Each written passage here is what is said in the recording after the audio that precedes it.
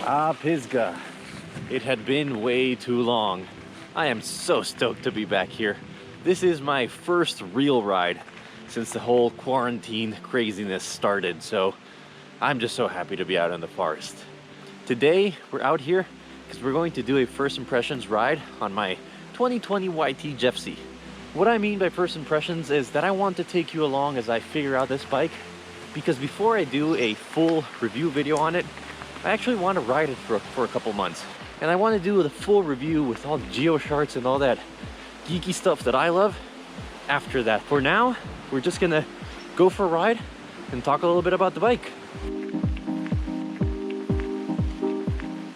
I want to start by saying that this bike pedals so much better than the previous generation Jeffsy. And at first I thought, well, that's just because it's a 29er. But no, they changed the linkage design on this to add some anti-squat, and it works so well. I feel like I'm flying up this fire road where I usually just cruise.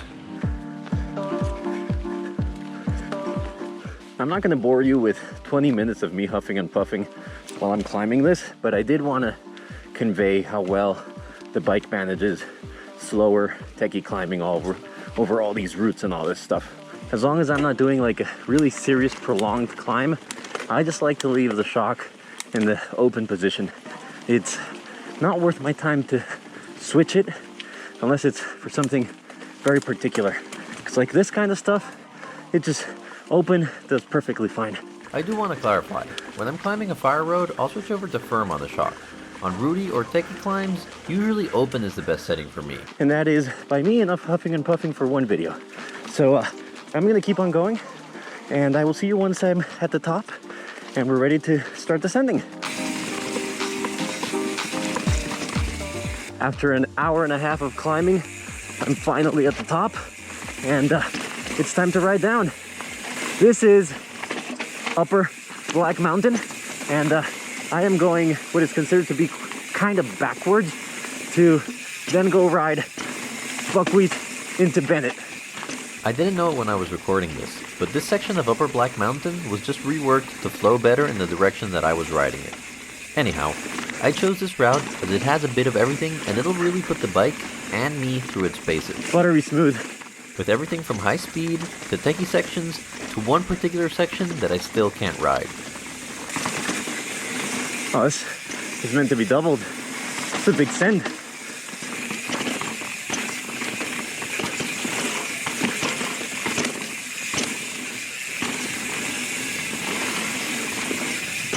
The trail also changes in nature a few times. While some sections are smashing into stuff at speed, others require, at least for riders of my skill level, to dial it back quite a bit and deal with the features at slower speeds. I think the variety really helps to get a good first impression of the bike. Oh, come on, I got it. A little sketch there. While the GoPro effect does its best to hide it, this section of the Buckwheat Knob trail is quite steep. With the bit of drizzle that had just fallen, the scattered rocks added an extra challenge. The first time I got on the bike, I found myself rubbing my butt on the tire on steep stuff like this all the time. After getting used to the 29er though, I noticed I really didn't have to make that much of an effort to roll stuff. The bigger wheels helped so much that I could be much more subtle with my movements.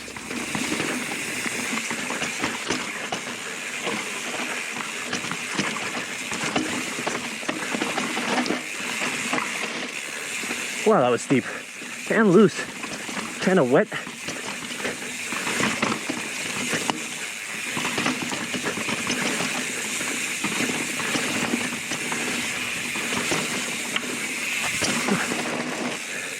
Big drop. Speaking of 29er, I absolutely love this wheel size on this bike.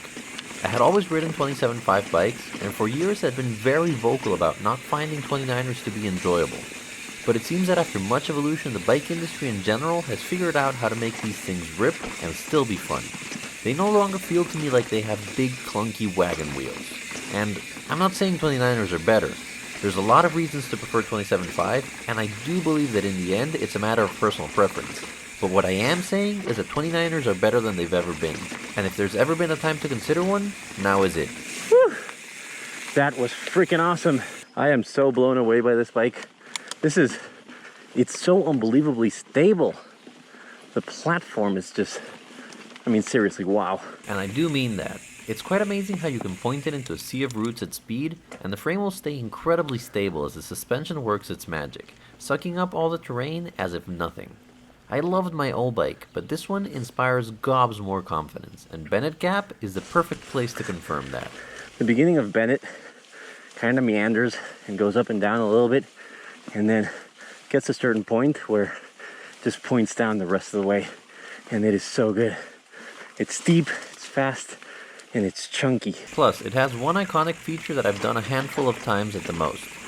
I could do the tight turn on my previous gen Jeffsy 27, which was shorter and nimbler, so I was really intrigued in knowing if I would be able to clear it with this bike. This staircase. Let's see. Okay. This one is always a challenge.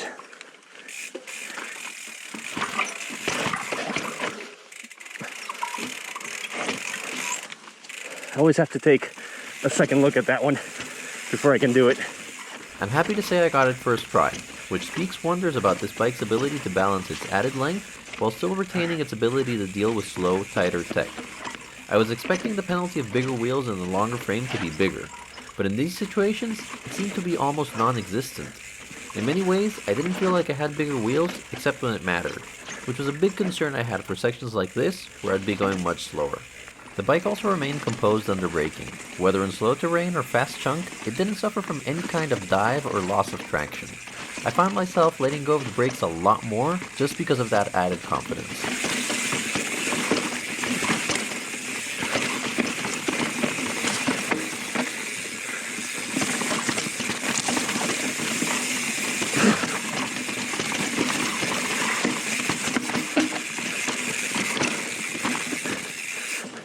In situations where I had to throw a few pedal strokes to regain speed, the bike barely dropped into its travel under pedaling, a significant improvement from the previous gen bike. The added reach was also a welcome change. With more space in the cockpit, it was much easier to manage moving weight around, including dealing with steep roll sections at all speeds. Ooh, oh, that was steep.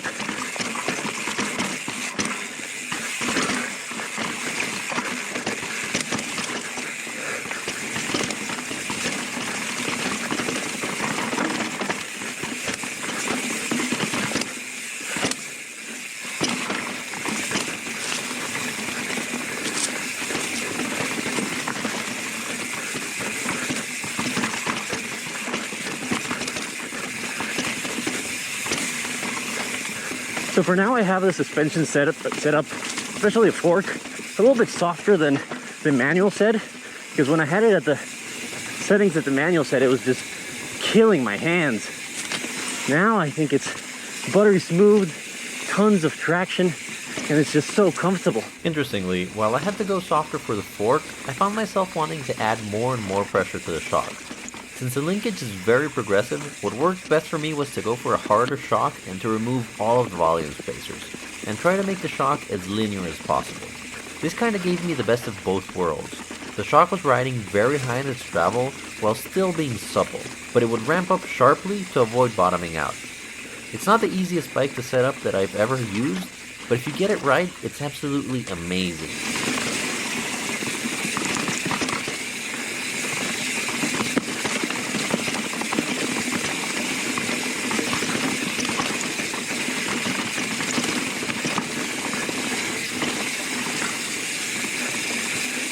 To me, what really shines is the stability over chunk. There's some sections where I was just letting go off the brakes and letting the bike do its thing, and it felt completely natural, where other bikes I've ridden here felt like I was constantly getting bucked off. So again, the full review is still pending, but so far I cannot overstate how amazingly blown away I am by this bike. It does everything well. It is to me what it truly an all mountain bike should be. Even if that category has kind of died away with the years in favor of trail and enduro bikes, this really does everything. You know, obviously, you pay some sacrifices, right? It doesn't descend as well as an enduro, but thing is it actually noticeable? Because I am just ripping with this thing much faster than my previous Jeffsy, I just don't see why I could want any more suspension. For my skill level, of course. What all this means is that I'm overwhelmingly happy that I chose this bike. I find that it's better than the previous Jeffsy in every sense. I know it may sound cliche, but this bike really does climb and descend better. I'm also stoked that my theoretical research and geeking out on all those geocharts actually work. Which, by the way, let me know if there's any interest in a video to cover that topic and seeing how I chose this bike through a theoretical approach. Depending on your response that I get from here, I may or may not make that video.